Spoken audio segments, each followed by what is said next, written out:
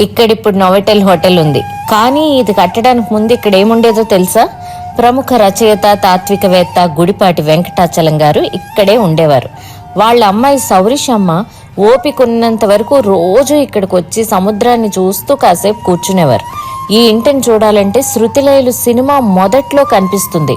Venu cinema చెప్పవే చిరుగాలి కూడా ఇక్కడే షూట్ చేశారు. ఈ పక్కనే అమ్మ నాన్న ఉన్న ఇల్లు కూడా ఉంది. అప్పుడు షూటింగ్ క్రూ అందరికీ భోజనాలు మా ఇంటి నుంచే. రెస్ట్ తీసుకోవడం, కబుర్లు చెప్పుకోవడం అన్నీ ఇక్కడే.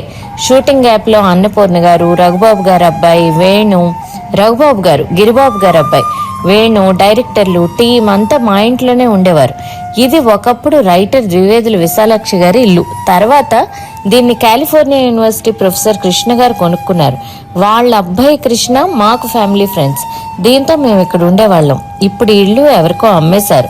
ఇక్కడే సముద్ర పొడ్డును కూర్చొని చెప్పుకున్న కబుర్లు, వెన్నెల రాత్రుల్లో ఇళయరాజా పాటలు వింటూ సముద్ర అలలను చూస్తూ మైమర్చిపోయిన రోజులు అన్నీ ఒక్కటొక్కటిగా గుర్తొచ్చాయి.